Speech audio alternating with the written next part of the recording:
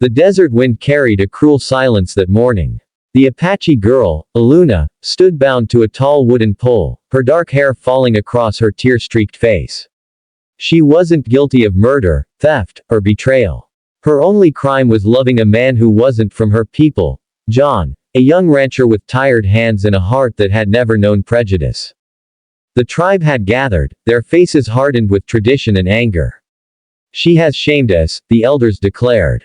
"Her love for a white man dishonors her blood. She will be left here until the sun and the vultures claim her." But in the crowd, hidden under the brim of his hat, stood John. His chest burned with rage and fear. He had begged them to understand, to see that love could not be bound by skin or tribe, but his words had fallen like seeds on rock. Aluna lifted her eyes, searching.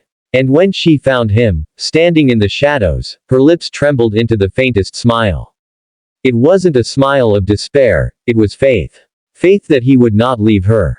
John's fists clenched. The men guarding her were armed, but his heart beat louder than fear. If I do nothing, he thought, she dies believing love is a sin. As the sun rose higher, the heat pressed down. The crowd began to drift away, satisfied that tradition had spoken. Only the guards remained. That was when John acted. He slipped behind the rocks, his hands shaking as he readied his rifle. Not to kill, but to create a chance. He fired into the sky. The guards spun in panic, scrambling for cover. In that chaos, John ran, straight to her. "John," Aluna whispered, her throat dry. "I'm here," he said, his hands cutting at the ropes.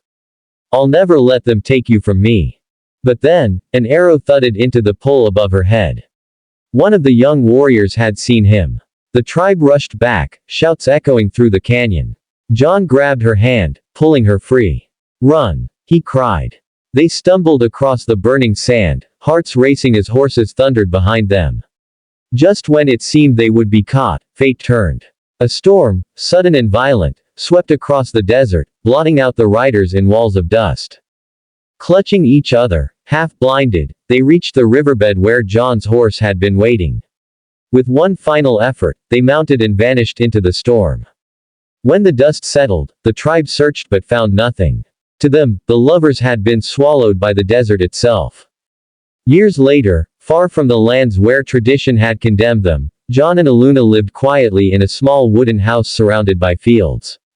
They had a daughter with her mother's dark eyes and her father's gentle smile.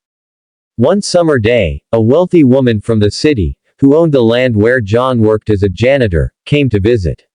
She expected silence and obedience. But what she saw stopped her in her tracks, the janitor she thought so small, and his little girl, laughing as they splashed each other with water from an old rubber tube. Something stirred in her heart.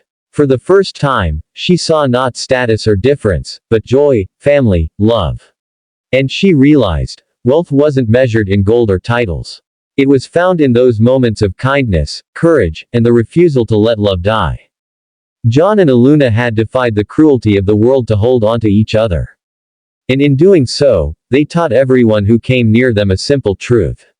Love, when it is true, cannot be hung, cannot be silenced, cannot be buried.